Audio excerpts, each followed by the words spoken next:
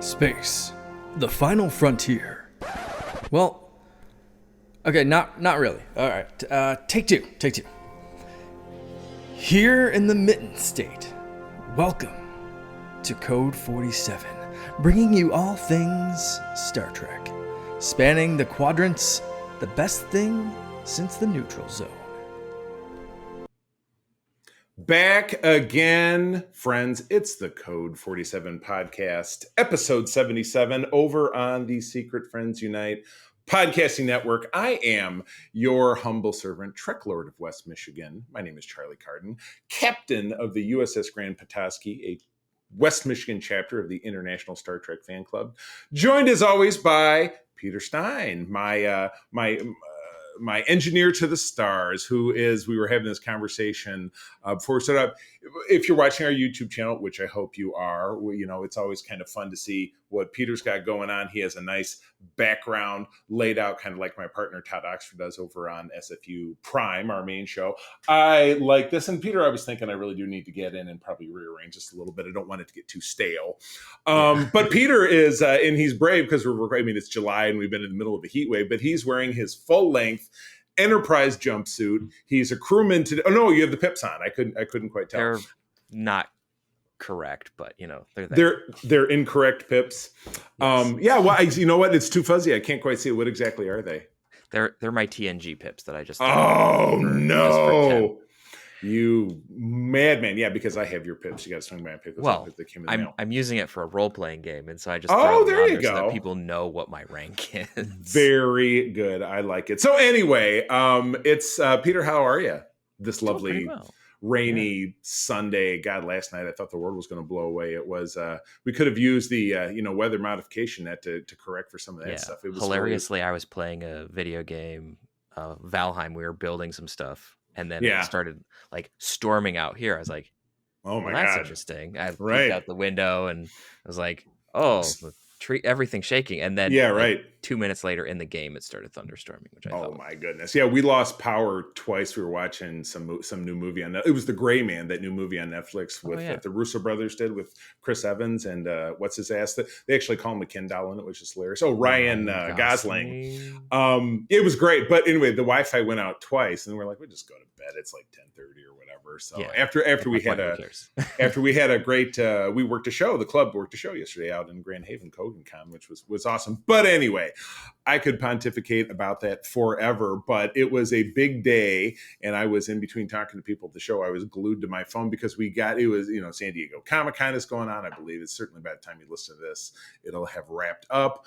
But yesterday we had 3 different Star Trek panels out there in San Diego, and we got 3 phenomenally significant pieces of information, 2 amazing trailers, and then news about a crossover, which would be the first that we've had since the 90s, if I'm not mistaken. Well, I mean, I guess if you looked at the last episode of Enterprise, which nobody wants to do. Yeah, exactly. Thank you very much. It was a damn holodeck program, and it was an abomination. Yeah, but we'll get to that further much further down the road. I'll tell you, Peter, when I was on vacation and sitting and playing with my laptop, I was sharing with you and Katie, kind of mapping out what I want to do super, super, super long term for the show, like episodes I want to do 5 years from now or longer. And at the end, when we get through all of these series, I want to do top 10 best. I want to do like a deep dive in each one of those top 10s, and then I want to do a quick top 10 worst. And I think a lot of the Enterprise, I think it's going to be easy for some of those episodes of Enterprise. But anyway, so the 3 big pieces of news. First and foremost, we're coming off of Picard season 2, which on this program we were not very big fans of, but we know that we know Picard season 3 has long since wrapped. I have a feeling we're going to see it in the first quarter of 2023, because I feel like they've fallen into a pattern where these streaming shows are dropping at the same time every year. So Picard was in 2020, it was February. 2021, I believe it was also February, and so I'm thinking, for 20. No, did we miss it? Wait a second. I might have gotten that wrong, because the first season of Picard was 2020. Did we get it? Did we not have? I don't think we had it at all in Yeah, I think 2021 there was because of space COVID. between 2021. Yeah, and then we got And then they obviously filmed 2 and 3 back to back, basically. there you go. Exactly. So anyway, now in the first quarter we'll be seeing this, but yeah, it was the news dropped 3 months ago that the entirety of the TNG cast was going to return, including the main cast, exactly. But we don't get Barkley. At we least don't get Barkley. do. We don't get Sela, Tashi Yar, but we're supposed to ostensibly have Brent Spiner as Asung, not Probably, as Data, but yeah, probably Alton Inigo. The same character we saw in season 1, but essentially we're getting the other 6 characters plus Picard returning in their roles. So we got both these great character portraits, and then we got a trailer that showed each character kind of do a turn, and they had an iconic line. So just an absolute lot to unpack. So we first kicked off, the first or second image was Worf. Captain Worf, wearing what looks like Worf. I know, exactly. They have not really done much with his character as far as giving him crazy ridges. Completely shock white, long hair, wearing what I think looks like potentially a new version of like a captain's bomber's jacket, I'm thinking, because if you look at it, it does have that kind of leather pleather look to it. Yeah, and it had like 2 lines down the sides. Right. I mean, Peter and I are, if you listen to the show, Peter and I are costumers. We really pay attention to that kind of stuff. So I'm certainly really very fired up about that. We moved on to see Geordie LaForge, who is wearing Commodore's badge, if you remember from first season. It looked like Worf had a bat'leth on his back. It did look like that, yeah. So that's and there are some, even you chimed in on socials and said, and I made mention, Worf, Captain of the Enterprise, at the end of a tie-in novel that was a prequel to Picard season 1. That was the job he got when Picard left the Enterprise to take his admiralty, and he was running that Romulan reclamation project, blah, blah, blah. But again, non-canonical, unless the TV show makes it canonical. So fingers crossed for that. LaForge, Commodore, wearing a variation of a senior officer's uniform.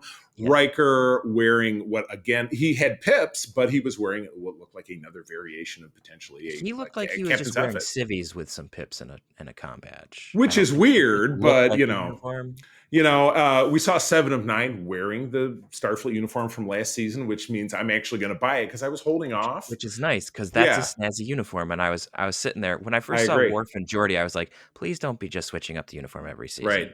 Right, and in 3 different ways. If I'm okay with variants, but if you're gonna everyone gets a new uniform every season, right? No thanks. That's been Todd's big complaint. Talking to I was in the Air Force for 5 years, and they change military uniforms once every 50 years or whatever it is. That's very true, but it's a TV show. You see Picard and Troy and Dr. Crusher all in civvies, so potentially they're not in. Though we do know Picard was in Starfleet at least last season, so yeah, we don't know. Each one of them got a great character portrait. And I was a buzz on social media, like I said, in between doing stuff at the show yesterday. So that was kind of all the information we got. We have no idea what the plot line of the series will be. Obviously, they're all back together again. I'm sure there's some big threat, and because we have the long arc storytelling way of. That's very popular today that we've had for the other 2 seasons.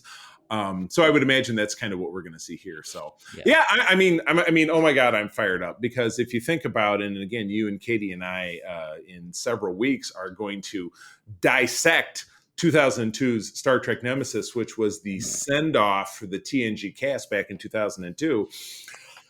Spoiler alert, I know I hated it and thought it was a very, very poor send-off for the crew. Final Frontier for the next generation. It's not not as bad as Final Frontier, I would say, but it's not good. Right, exactly. It was an attempt, but again, we're not going to get into the particulars of that. But yeah, yikes. So I'm really fired up. Like I said, my prediction is February of next year we'll get what I assume is 10 episodes, and let this be a fitting not only actual send off to Picard after having a very weak season in season 2, but then a proper send off to our TNG characters. So yeah, they got to do it like justice, like All Good Things. All Good Things still, in my opinion, has the best ending out of any show, because it's the swan song, it's the curtain call. Like they did it really well. Wrapped it the up other in a shows bow. just didn't manage to pull it off. Right. I mean, I was very fond of the finales of both DS9 and Voyager, but I do see where you're coming from. Oh, I liked that's a different topic, I guess. But like, yes, I enjoyed them. I just thought the final shot in Voyager just didn't work for me. Like, I felt they needed another scene. Right. Right. Yeah. It was just too much dangling, but, again, not that it launched a whole novel series, which also is non-canonical, but I did enjoy it. I followed I followed the Voyager post relaunch series longer and a little bit more completely than I did the DS9 one, though I did read that for several years. And those all came out in the early 2000s. And I mean, I think I read one or two here and there, but I mostly read like the Dominion War books and stuff like that. Yes. Yeah. No, I know. I dug on those as well. All right. Moving on.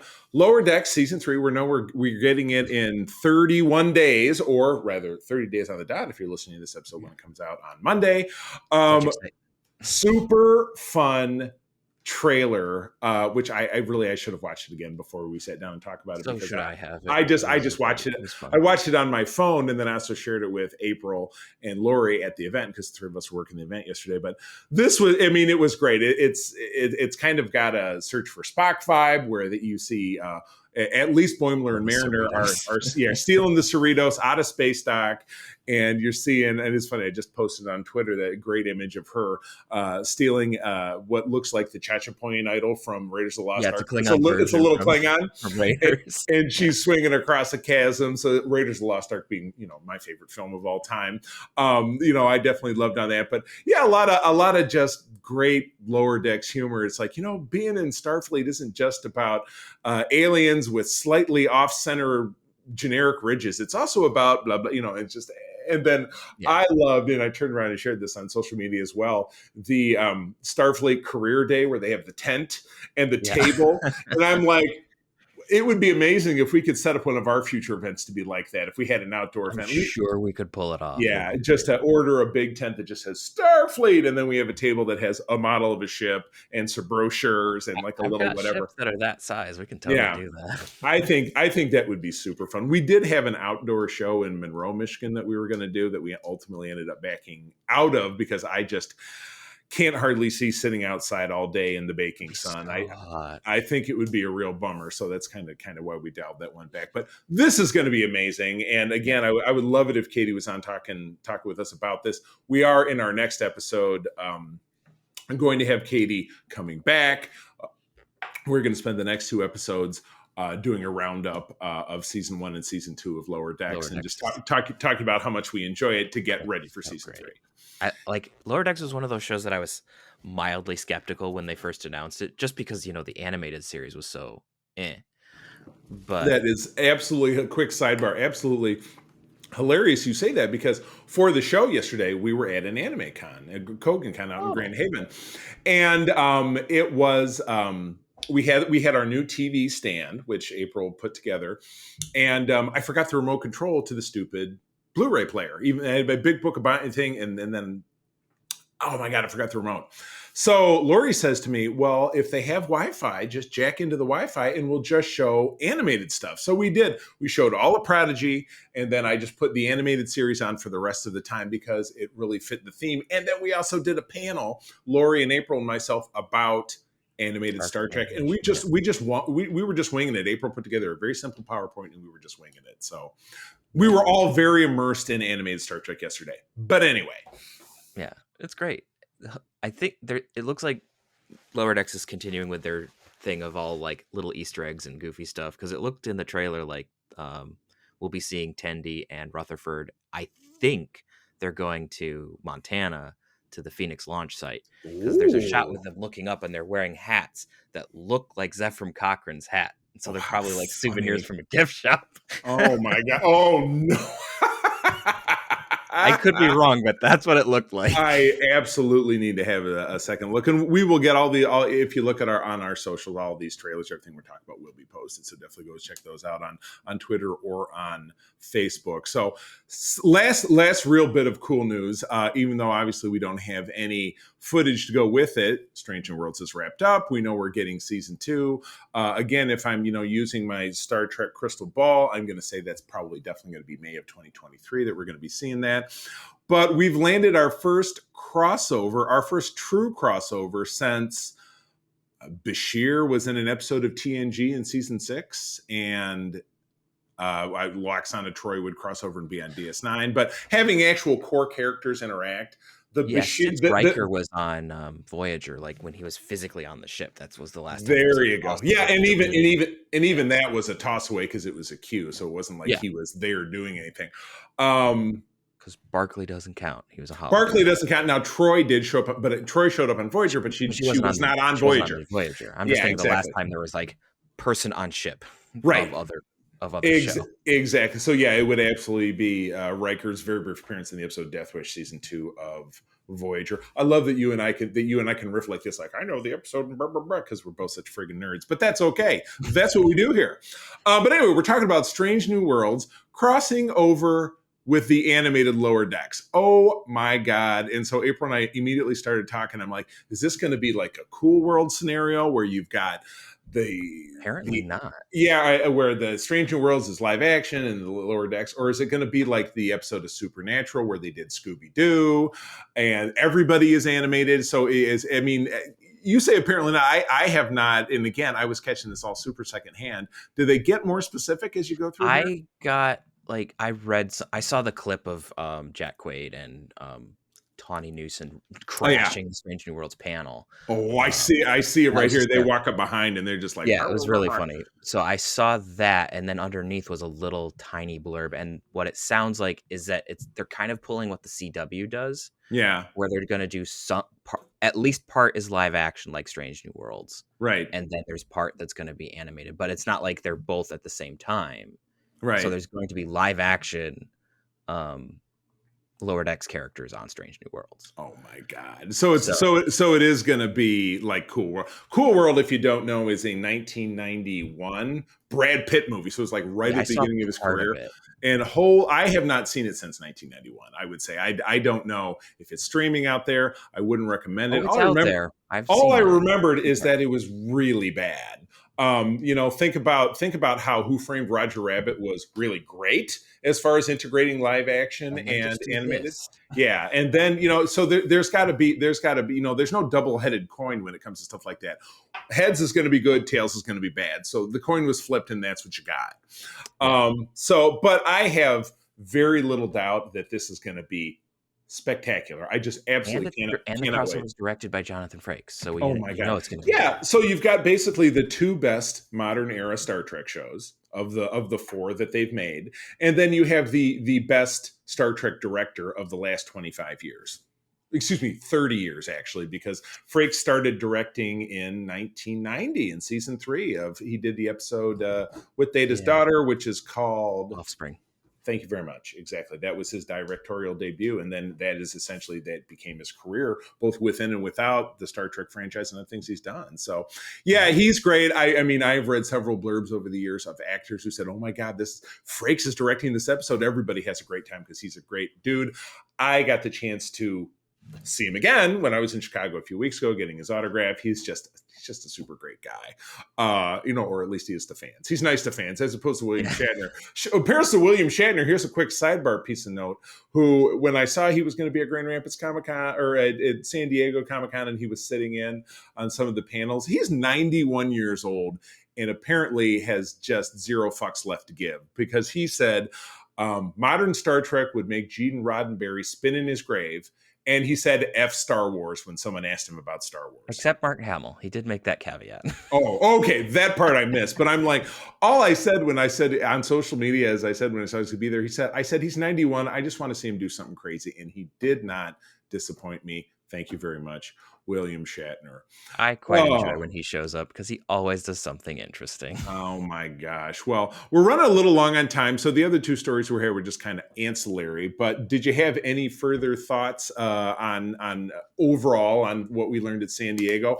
It wasn't a lot story-wise, but I did like seeing like the TNG crew and that kind of stuff. I think as far as the teaser, they really nailed it. I'm deeply disappointed because we spent, in particular, because of what we were doing yesterday, showing Prodigy, and I got to rewatch bits and pieces of it, that we don't have a drop date of the back half of that season, which is 10 episodes, because previously published accounts are saying, oh, you'll have it before the end of 2022. So I don't know if that means it's going to be concluded by the end of 2022 or simply that it will start airing before the end of this calendar year. So yeah, they're really fuzzy on that, which is annoying because Prodigy has been pretty good. We all exactly, and I know where's Chakotay? What's going on? Exactly, and I got to debut my Prodigy Chakotay uniform yesterday, which I was very excited about at the show. Very comfortable uniform, by the way. It's roomy. Peter, I would recommend it if you're looking for your next uniform. It's very comfortable. But I'm thinking maybe the Picard season 2. We'll see. Oh yes, yeah, and you know what? I'm going to go with the slacks too, because the slacks they're different. The opening is on the side, not the front, and they're piping down the. Listen to us, we're pontificating about uniforms. We're doing it again.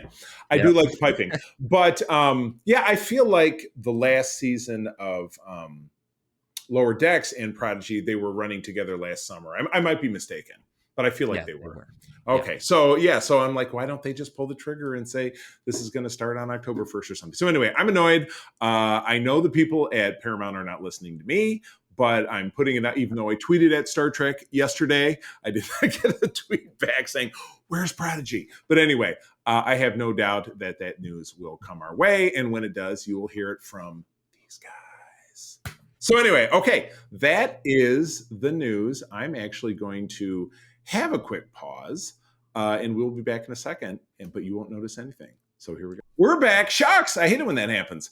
We're back to talk about the end of a road of some kind. What kind of road is that, Peter? I think it's been a long road. A long road that leads us to the end of season 2 of Star Trek Enterprise. So this season, which was wrapping up in the spring of 2003, was pretty monumentous. I thought we definitely ended on something very, very strong, which led us into the first season long story arc, which happens in season 3. But not to put the cart before the proverbial horse.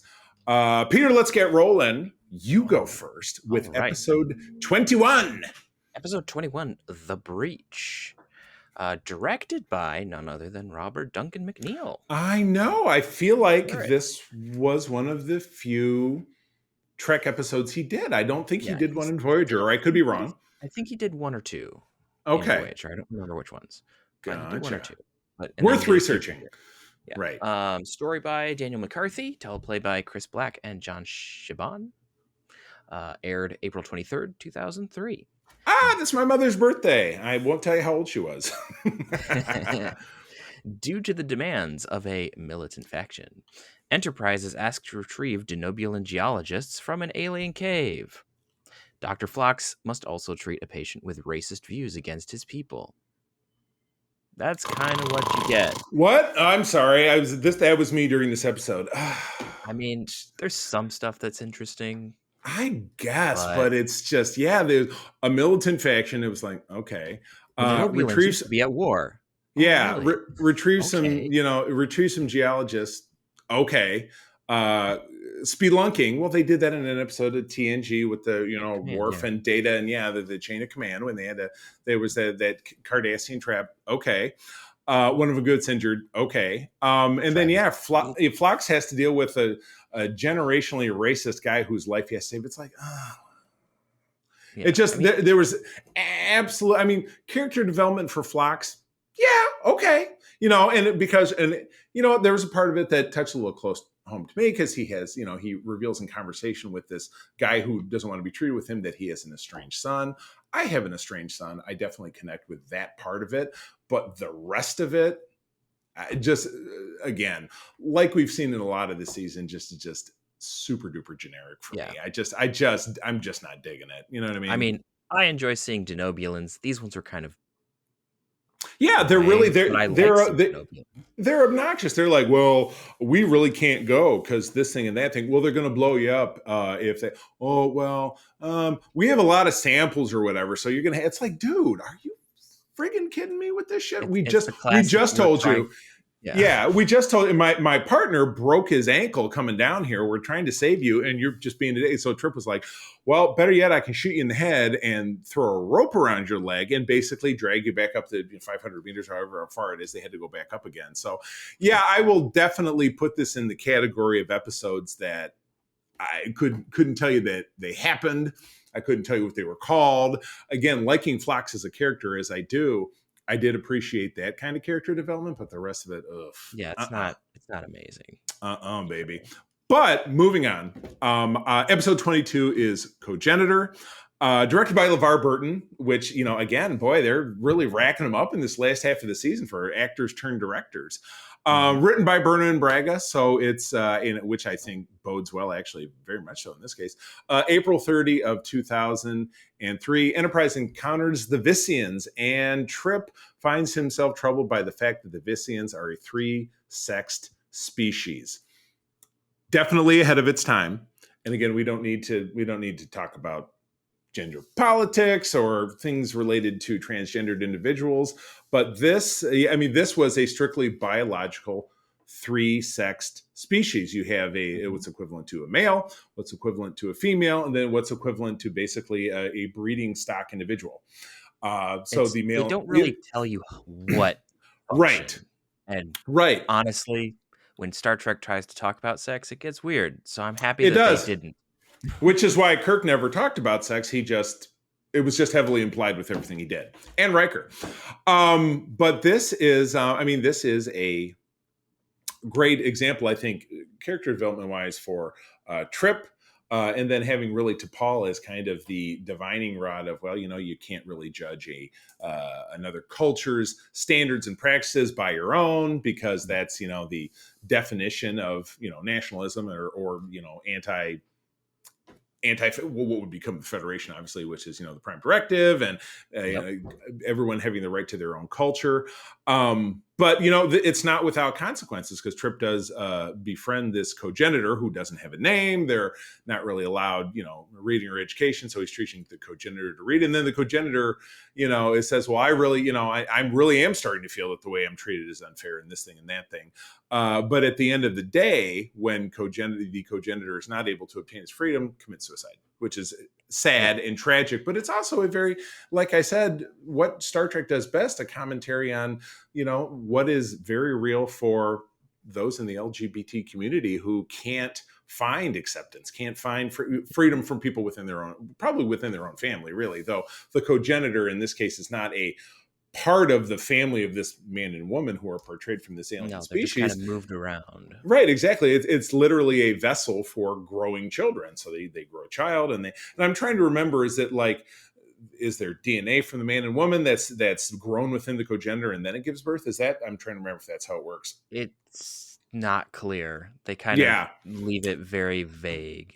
They talk about how like the Cogenitor is some sort of like catalyst. Right. They don't really tell you how it works, which is fine, because which is good. Right. I mean, to dissect it further could be like, well, that's not their biological child. It really should be the Cogenitors and blah blah. But anyway, it is very sad how, and a commentary on, I think, a very strong through line in Enterprise in general, which is mankind, or Earthers in Earth Starfleet. It is not really at the same standard of what you see with TOS or TNG or other Starfleet crews to follow, because they don't have the Prime Directive. They're just now getting out and meeting weird different species that do weird different things, and not fully embracing the fact that they can't really apply human values to the way that things happen with other species, and being able to be accepting of them. It was evident in the very first episode when they were on Rigel Station, and there was that woman, trying to wean the child into, with the breathing apparatus, and Trip couldn't understand it. And T'Pol said, you should really resist your impulses to judge alien species by your own standards. And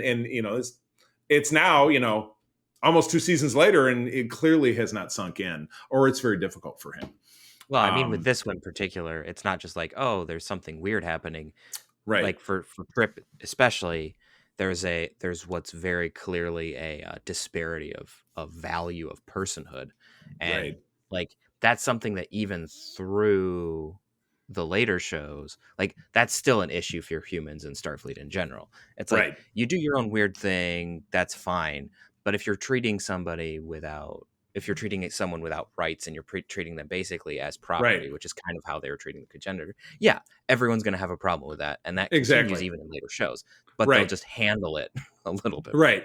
Exactly correct. Yeah. So anyway, I thought this was a great episode. And again, Star Trek really doing what it does best, not only with social commentary on things that actually have evolved into something very different in the last 20 years, but then just really developing along their characters and finding ways to kind of educate them and inform their emotional journey as the show goes on. So anyhow, the next one is a real whiz bang adventure. Peter, it's all yours.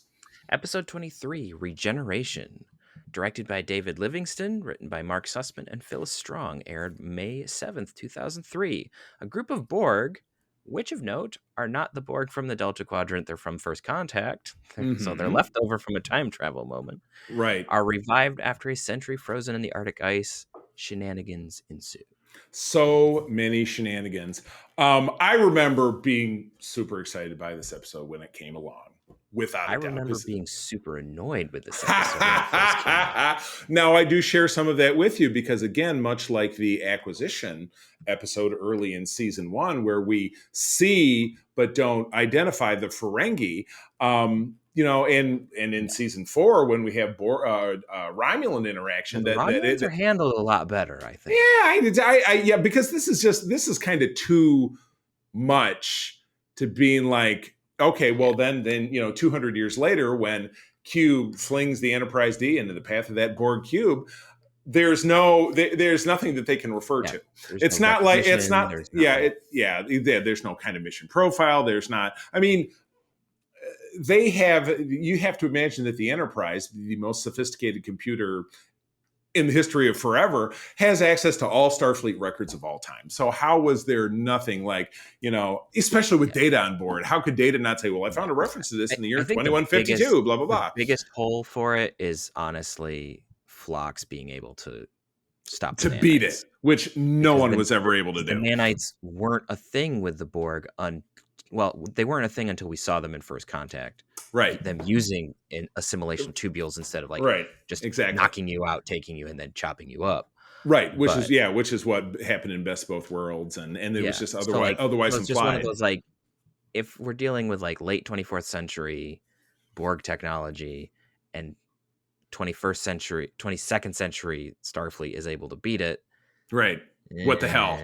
Yeah, exactly. Yeah. I mean, it's a fun episode. Don't get me wrong. I like the consequences of time travel and stuff. But there's a lot of things that I thought were a little funky. I did enjoy that. It's like, well, they sent a signal where it's heading, the Delta Quadrant. When will it get there? Sometime in the 24th century. It's like, you didn't need to explain how the Borg figured out where Earth was, but okay. Right. But again, they also didn't, because they discovered humanity because of Q. Q went, and then it blasted them 7,000 light years away, and they encountered a Borg cube, and then it was another year before the Borg, which is really weird because the Borg get around with transwarp conduits, so they don't travel in a normal way. So there's a lot of this episode that just really turned like it was. Yeah, that's why canonically and timeline stuff, and we all know I'm very, very picky about that. Yeah, this particular episode kind of wonks with that a bit, and I'm not super. This was enjoyable, but it's not just for timeline stuff. Not my favorite. I will dub this episode Borg Cattywampus. Because it was. They took the entire concept of how everything, they kind of walked it backwards, and it just kind of drives me nuts. So anyway, moving on, we have the episode 24 is First Flight, again directed by LeVar Burton. And then looking forward to this directorially. Yeah. This last portion of the season is absolutely spectacular. I mean, it helps that they're better episodes. So. Absolutely. Well, yeah, exactly. Writer is John Saban and Chris Black, who I believe were staffers at the time. From May of 2003, upon the death of a close friend, Captain Archer tells T'Pol about his early career as an experimental warp engine pilot. I liked it. I liked it. This was the first true flashback episode. I love it. It dials things back, 15 years? 10 years? 15 years? I'm trying to remember how far back they actually went, which is funny because they, you think about yourself the way, and of course we're younger than these guys are, you know, by a little bit, you know, think about how you looked 10 years ago versus the fact that in TV, when they're trying to change someone's age, they'll comb their hair a different way.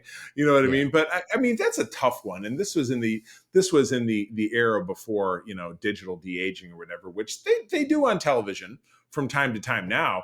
But back in those days, it was like a little bit of makeup or you change the lighting a certain way. So it's just, Archer's supposed to be younger and Trip's supposed to be a young man because he's in the flashback sequence as well. But yeah, you have T'Pol and the captain are flying around in a shuttle pod examining the stellar nursery, which is, you know, that's good because you're really strengthening the bond between the two main characters of the show, which I like, and him kind of retelling the story about his frenemy, B.G. Robinson, who is Keith Carradine, great actor, and how they were, you know, kind of bitter rivals to be the first Starfleet test pilot to break the Warp 5 barrier, which is, of course, led down the long road, to developing the Warp 5 engine, which is what the entire series is about on Enterprise. So, some kind of cool stuff. I was severely irritated by the stupid waitress at the 602 Club, Rosie or Rosette or whatever. Oh, she'll marry the first guy that guesses the 5 names of her kids. Like, she just sounds like a bimbo waitress to me. Why and pardon me for anyone out there. I feel like there's going to be one listener who's going to send us hate tweets because I'm dogging on this girl. But I found her to be the most annoying part of the episode. I know that's probably weird, but I'm like, hey, really? There's always like something. Like, as I said about some stuff, sometimes it's just a small thing that are annoying. Right, exactly. Oh, so you thinking the episode could be called Definitely Sweat the Small Stuff? Yeah, I like that better. Definitely sweat the small stuff. So yeah, exactly. I'm definitely sweating the small stuff. So anyway, cool story. I was annoyed by the waitress. I don't know, what'd you think? I honestly forgot about the waitress. Oh, you see how just absolutely weird it is. The kind of stuff pops up. But I actually really enjoyed this episode, partially because like we're seeing like just Starfleet doing experiments, Starfleet doing engineering, Starfleet trying to grow, and you saw like they're clearly building off of Cochrane's model. I mean, part of it was to save money. They're using the set from First Contact. Mm-hmm. But just a lot of that stuff and how like you go back to Archer, like totally like, oh, the Vulcans say we can't do that. Screw you guys. We're doing it anyway. Yeah. Right. And then you compare that to what Archer's doing now. It's a little bit different. He's still in the shuttle. He's with T'Pol, a Vulcan, and he's having like a civil conversation. Right. And like, she's now his friend. So there's a lot of stuff that goes back and forth, with the time shift and that story. And it's just really good, I think. Yeah. So, and also kind of fun to see like a version of Starfleet's mission control. Right. It's just kind of hilarious. Yeah. And this was the very early beginning of Starfleet, because you do hear Archer refer a couple of episodes back when he's talking to Travis about, there was a time I was thinking about joining the cargo, the ECH, the Earth Cargo Service too. And it was just before Starfleet was formed. So you got to figure that Starfleet, if it's 2153, because I'm great with dates. If it's 2153, and let's say the flashbacks of this took place 10 years earlier, so it's 2143 or whatever it is, that would put maybe Starfleet's founding in the late 2130s, would you think? Just or 2240, 2240, 2230, maybe 2235, 36, somewhere in there. Yeah, exactly. Yeah, I feel like if we went to Memory Alpha, it would totally be there. But again, keep in mind that there's Starfleet, because it's not till 2161 when the Federation is formed that we get Federation Starfleet that we all know and love, obviously, from everything else. But okay, this has been your nerdly nitpickers doing their nerdly nitpicking. Let's move on to the next one. I think that's you. Yeah, it does say that they were found in the 2130s. Okay. Oh, there you go. I got it. Doesn't give us a direct date, but bastards. I hate it. Yep, that's all it says. Okay. Great. I just had to look. I understand. I really, really do. All right, next episode. Okay, the next episode, episode 25, Bounty. directed by Roxanne Dawson. Woo! More royalty. That would, of course, be the actress who played B'Elanna Torres in Voyager, and I think she goes on to do quite a bit. Still in Star Trek, still in Enterprise. She's directed some stuff in Enterprise. I think she's directed one or two of Discovery and season 2 of Lower Decks. She did. Oh, awesome! Lower Decks. Awesome! I love it. So, all right, teleplay cool. by Hans Tobiasen, Mike Sussman, and Phil Strong. Story by Berman and Braga. Yay! Aired May 14th, 2003. A Telluride captures Captain Archer in order to collect a reward from the Klingons, meaning Duras, who have been searching for him since the events of Judgment. Dun dun dun. So kind of a sad one, I think. But again, I'm not without clicking on the episode and kind of getting character names. This is a Telluride who he's kind of like Lando Calrissian, anyone in kind of the Star Wars parlance who's had a bad streak of luck. Oh, it really reminds me of in Indiana Jones, the last one, the one that everybody hates, the Crystal Skull. Indiana Jones's buddy, Mac, who's like, oh man, I've had a big string of luck. So he just, he has no morals. He has no standards. He's going to do whatever he is. So, the Klingons are not, super happy that Archer got away because they still hold him responsible for basically embarrassing Duras, or Duras does. That's why he's got the bounty out on him. But this furthers that plot line, which does again bleed into the next episode. It was okay. I wouldn't call it especially memorable because, like I said, I don't even remember the name of the main guest star or anything like that. And in the end of it, obviously, I think he does Jordan the right thing. Lund, It was what? Jordan Lund is the Telluride. Gotcha. So in the end, obviously, actually, this guy does deliver Archer for the bounty, but the Klingons end up stiffing him on the amount. They give him less than they said. And his whole motivation is to buy back his old ship. So it is kind of like Han Solo and the Millennium Falcon. But in the end of it, he doesn't get the money he was promised. The ship has been destroyed anyway, so he can't get it back. And so he facilitates Archer being able to escape after the fact, which is fine. I don't know. I mean, then you have a side plot of T'Pol's.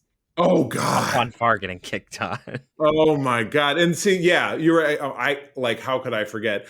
Kind of exemplifying kind of some of the worst things that they do in this series, which is just hypersexualizing poor Jolene Blaylock for the sake of the fact that it was on. I was going to say the CW because it was the CW. The CW was created by the merging of UPN and the WB when they both collectively went out of business. But it was just they just really worked super hard to make things sexy, and it was just doesn't work very. It doesn't work very well on Star Trek. It just doesn't. Right, and because that's not what it's about. And it's also just like it kind of goes against what Star Trek is about. Right. And the same thing could kind of be said about Star Wars because Star Wars just always seems to get sex wrong. Luke and Leia kissing was a bad start to that. But they just always seem to kind of muck it up. But they're trying to be like, well, we have young males as viewers and let's, put a hot whatever in front of them and they're going to love it. And it just, you're right. It actually doesn't work, especially with Dr. Phlox being kind of an extraordinarily asexual character, even with what you find out about Denobulan society and the fact that they're all in, 3-4 marriages at a time.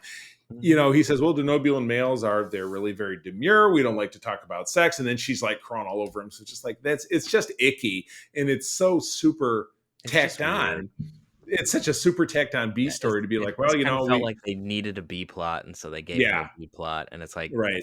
And it was just, it was just, flops horrific. So anyway, it was kind of a blah, blah, blah to the end of the the penultimate episode of the season. But when we get into the actual season finale, we're in great shape all over the place. So episode 26 is The Expanse, which was such a popular name. They turned it into a completely unrelated science fiction series that Extra has been after me to finish watching. It's the greatest thing I've ever seen. I watched a couple of episodes. The books are great. I watched a couple of episodes when it first came on, and I thought it was okay, but it was, not really okay enough to keep watching. But anyway, if you love The Expanse, still waiting for you to add us at Twitter and let us know at Secret Friends You if you love The Expanse, regardless. But anyway, The Expanse is the name of this episode. Directed by Alan Croker, who's a heritage director. It's a Berman and Braga joint, which is easy to tell because it really lands it. We got this on May 21 of 2003. After an alien attack on Earth, Enterprise is refitted before being sent into the Delphic Expanse, which is actually featured on my history of the United Federation of Planets, which used to be right here. Now it's over on this opposite wall. You can kind of see where it's at. Yep. Subcommander T'Pol resigns her commission with the Vulcan High Command to stay on Enterprise, and Tucker is troubled by the death of his sister. Now, keeping in mind, this aired not even 2 years after 9/11, but it was a very strong allegory, obviously, to that. You have the cold open of this episode is terrific. You just see open space, and a portal opens up, and a little orb spits out. And it pans around, and you see that it's orbiting. It's Earth is right there. It then flips around and shoots a laser beam, which lands in Florida, starts cutting its way due south, and apparently it lands in Venezuela. Traveled 4,000 kilometers across the entire Caribbean. It was just, and then that's the depth of the cold open, and then you go to the opening of the commercial, and you're like, holy shit, what the hell's going on here? You just don't know. It was really about as much of excitement as I think that they have done in the show to this point. It was probably the best teaser they had. Yeah, I would say, and maybe really in some ways in all of Star Trek, though my previous favorite was Scorpion Part 1, the end of season 4 of Voyager, where you see the enemy's pretty good too. Yeah, where Troy just finds herself a rhyme. But yeah, the Scorpion with the Borg cubes are coming in and saying their Borg sales pitch, and then you just see them blown up by something off screen. So they do land it sometimes, but I thought this one was great. But yeah, Enterprise is recalled to Earth. You find out in the end of it that 7 or 8 million people died in this attack on Earth. Keeps going up through the episode, actually. Yeah, exactly. So, and yes, you do find out that one of the victims was Trip's baby sister. So he's traumatized, and that's really going to set the course for his entire character arc within the next episode or the next season. Mm-hmm. But yeah, this episode has to finding out that it's a species called the Xindi that the Vulcans are familiar with. The Delphic Expanse, which is near to Vulcan, is something that the Vulcan are familiar with. They had a ship go in there that the crew went nuts and killed each other, and the footage got back to them. They're like, well, you just probably don't want to go. You don't want to go there. And then the humans are like, we're going to always do what the Vulcans say not to do, because that's our deal. So they're getting outfitted. They're getting ready to go. The B plot of this kind of circles around. It's still Duras, and Duras has said, spinning right off of the last episode, I can't get a bounty hunter to get Archer. So I'm just going to have to track him down myself. So they attack him. They attack Enterprise early in the episode when they're entering her solar system. Other Starfleet vessels show up and save them. And then as they travel to the Delphic Expanse, which was a 7-week trip at high warp, they're just getting in there, and then they find out the Doris is following them, and they have a big battle, which is pretty sweet. They still haven't gone into the cloud yet, but yeah, they do a little aerial this and that, and in the end, Doris is killed, which is fine because obviously we know that the Duras series is going to go on, but and it does wrap up that plot line, so we don't have to deal with once season 3 is over, like, oh, they're still out for him. It's all said and done. They also bring in Daniels for a hot second. You're right, to just kind of keep the temporal. Actually, no, not Daniels. It's Silic. Okay. They bring in Silic, and he talks about like, hey, the Xindi are attacking because it's another Cold War thing. Right, and you have doesn't really come up much in the later season, but they just kind of like that quick tie-in. Right, and you have the holographic dude in the background talking about, well, somebody from the future is manipulating this whole situation. Blah, blah, blah, blah, blah. So it was, I would say, without a doubt, of all season finales that I can think of within Star Trek, this one had the best setup going in, that had you asking a lot of questions, like, because at the very end they're like, we've reached the boundary of the Delphic Expanse, and he's like, take us in, and then that's the end. So awesome setup. You don't know what they're flying into. I mean, it's been set up that it's deadly, there's different weird, the laws of physics don't apply, and there's stuff out there that can make people go nuts and kill all your crewmates, like what happened to the Vulcans. And you just don't know. And so, yeah, we're headed in. Peter, it'll be a long time before we circle back and we start talking about season 3. Though I wanted to keep watching, and I'm like, well, maybe I should hold off. I just kind of did anyway because I like I was thinking I also kind of slid back in because our next thing that we're going to take on is season 3 of TOS, and I'm only 2 episodes in, and it's very much a mixed. Yeah, I watched all of season 3 of TOS. TOS is this is a little rough. Oh my god! But anyway, we'll be talking about that certainly next week. So yeah, I like I said, I would go on record as saying I thought this had the best setup for what is an entire season arc of stories where you just say it's kind of, they likened it at the time, the people at UPN likened it at the time to my other favorite show that was on the air at the time, which is Fox's 24 with Kiefer Sutherland, where you just had one story, though 24 became very formulaic very quickly because you always had an A story, which took half the season. Then things got turned on its ear, and you had a B story that took the second half of a season. It all took place in quote unquote real time. Better than how some things have been doing it more recently, where like you had the plot that kind of it runs through, right? Like it starts here and then it runs through, but it's not like the primary focus all the time. Absolutely, like they do still have they still have some of their like, hey, let's do a dumb episode.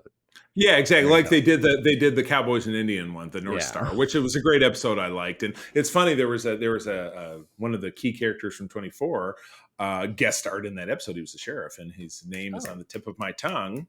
His name was Aaron on 24, but the name of the actor, who's somebody who did a lot of other Star Trek, right on the tip of my tongue. I could see his face, but it doesn't matter.